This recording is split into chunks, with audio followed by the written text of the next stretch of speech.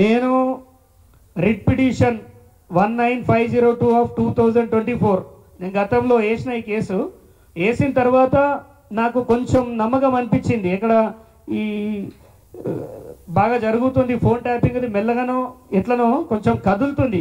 ఈ కదిలిన క్రమంలో నా ఈ కేసు అడ్డు కావద్దని నాకు అనిపించింది. ఎందుకంటే హరీష్ రావు అనేటోడు వ్యవస్థల్లో అన్ని మూలాలను వాడుకుంటాడు.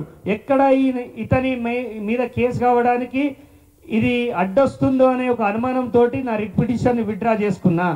నేను నమ్మిన నిజమే అయింది, ఆయన మీద కేసు అయింది. సో ఎందుకంటే ఇది ఉండగా కేసు ఉంటే ఆయన తప్పించుకునే ఛాన్స్ ఉంది. సో గవర్నమెంట్కి కానీ ఎవరికి కానీ ఇతను తప్పించుకునే వెసులుబాటు ఉండొద్దని నేను కూడా మా లాయర్ సలహా తీసుకుంటే వారు చెప్పారు, నువ్వు ఈ కేసు విత్డ్రా చేసుకో, ఎందుకంటే పోలీసులు నేను పిలుస్తున్నారు, నీతో మాట్లాడుతున్నారంటే ఈ కేసు వల్ల వాడు తప్పించుకునే ప్రాబ్లం ఉంది. సో మీరు బెటర్ డ్రాప్ కండి అంటే Liberty to file new case అని పెట్టుకున్నాను. ఇదేం ఉత్తిది కాదు, డ్రాప్ చేసుకోవడం అంటే ఉత్తిది కాదు. Liberty to file new case with more evidences అని పెట్టాను. సో పోలీసులు ఒకవేళ న్యాయం చేయకపోతే మళ్ళీ నేను కోర్టుకు వెళ్ళే వెసులుబాటు తెచ్చుకున్నాను. లేదండి, నా ఫోను గతంలో 29 ఆగస్టు 2023 నుంచి ట్యాప్ అవుతుందని గతంలో నన్ను ఏ మీడియాకి ఫోన్ ఇవ్వలేదు. సో క్యూ న్యూస్లో మల్లన్న గారికి చెప్పిన ఇంటర్వ్యూ కూడా ఉంటుంది చూడండి. క్యూ న్యూస్లో ఇట్లా నా ఫోన్ ట్యాప్ అవుతుందండి, నన్ను కాపాడండి, నా ప్రతి విషయం ఈయన వింటుండు, మీకు అంతేందుకండి ఈయన తోటి ప్రాణభయం ఉందని. ఇదిగోండి, ఇతనితో ప్రాణభయం, హరీష్ రావుతో ప్రాణహాని ఉంది, నాకు రక్షణ కల్పించాలని కూడా ఇదే ప్రభుత్వాన్ని నేను విన్నవించుకున్న డీజీపీ గారిని. ఇది ఇవాళ కాదు కదా అండి, మీరు చూడండి 19 తారీఖు 6వ నెల 2024. ఇవాళ హరీష్ రావు ఏదో అమాయకుడు వేషాలు వేస్తాడు.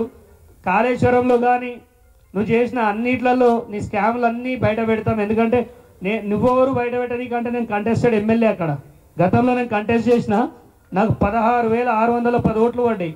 అంటే 16,600 మందికి నేను ప్రతినిధిని కాబట్టి ఖచ్చితంగా ప్రశ్నించే హక్కు నాకు ఉంటుంది, ఏదో వేరే వాళ్ళు కాదు కదా.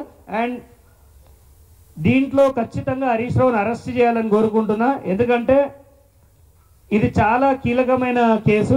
రాధాకృష్ణారావు సరిపోతుంది, రాధాకృష్ణారావు గారిని కస్టడీలోకి తీసుకుంటే ఈయన పాత్ర అర్థమవుతుంది. ఎందుకంటే ప్రభాకర్ రావు లేడు కదా, ఈయన లేడు కదా, ఆయన లేడు కదా, దీన్ని లేట్ చేయొద్దని విన్నవించుకుంటున్నా పోలీస్ వ్యవస్థని.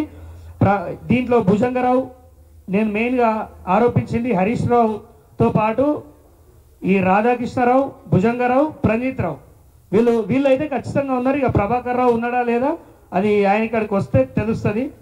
నా ఒక్కనే కాదు, పెద్ద పెద్ద తలకాయలు కూడా చేశారు. బట్ హరీష్ రావు మాత్రం ఈ మెయిన్ ముఠాకి సూత్రధారి అని నమ్ముతున్నా. ఇవాళ రాష్ట్రం మీద విచ్చలవిడి అబద్ధాలు ఆడుకుంటా నోటుకు వచ్చినట్టు వాగుతుండు.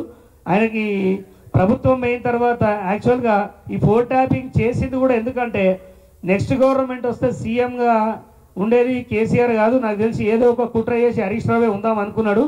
ఆ లోపాయికారి ఒప్పందంలోనే ఇన్ని ట్యాపింగ్లు జరిగినాయి. మరి సిద్దిపేటలో నాకు మొగుడుంటే ఎట్లా, వీడు ఇబ్బంది పెడుతుండని చెప్పి 6 కేసులు పెట్టించిండు. ఒకనొక టైంలో జడ్జి గారే ఆశ్చర్యపోయి ఒక క్వశ్చన్ వేశారు, ఏంటి బాబు మీద లైన్గా కేసులు అవుతున్నాయని అనుమానం వ్యక్తం చేసిన పరిస్థితి ఉంది. మీకు ఇంకో విషయం చెప్తాను, నా మీద వారు కేసు పెట్టినప్పుడు రేప్ కేసు పెడితే మీరు చూడండి, అది SC ST అట్రాసిటీ కేసు పెట్టిండు. 376 సెక్షన్ పెడితే ఎవడైనా 10 రోజులలో వచ్చినట్టు ఈ రాష్ట్రంలో ఉన్నాడా జైల్లోకి వెళ్ళి? నేను వచ్చినా నేను కోర్టుకు నిరూపించుకున్నా, అయ్యా నేను తప్పు చేయలేదు, నన్ను ఇంట్లోకి వెళ్ళి పట్టుకొచ్చిర్రని ఎవిడెన్సెస్ చూపిస్తే నాకు జైలు 10 రోజుల లోపలనే నేను బయటికి వచ్చిన.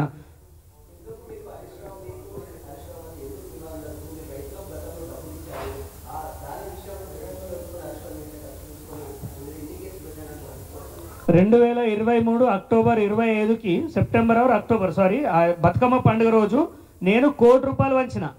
1 కోటి రూపాయలు 100 మంది కౌలు రైతులకు వంచిన, ఒక్క చెక్ బౌన్స్ కాలే, వైట్ అమౌంట్ నేను వంచింది.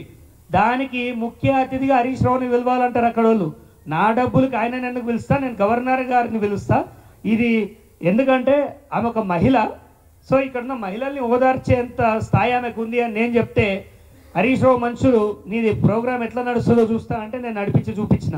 ఆ రోజు నుంచి కక్షగట్టి దాని తర్వాత వడగళ్ళ వాన వచ్చింది. వడగళ్ళ వాన వచ్చి సిద్దిపేట జిల్లా మొత్తం కొట్టుకుపోతే ఒక్కొక్క కుటుంబానికి 10,000 రూపాయలు ఇచ్చిన నేను. ఒకటే రోజు ఆల్మోస్ట్ ఒక 1000 మందికి ఇవ్వచ్చు నేను. 10,000 ఇస్తే కేసీఆర్ ఇచ్చిన చెక్కులు జల్లుతలేవు, చక్రధర్ ఇచ్చిన 10,000 అందినాయని బాగా వైరల్ అయిపోయింది. దాంతో ఇక వీని సమాప్తం చేయాలి, ఎవిడేటో ఉన్నాడు అనుకున్నారు. దాని తర్వాత కూడా నేను మళ్ళీ 150 మందికి చెక్కులు పంచిన.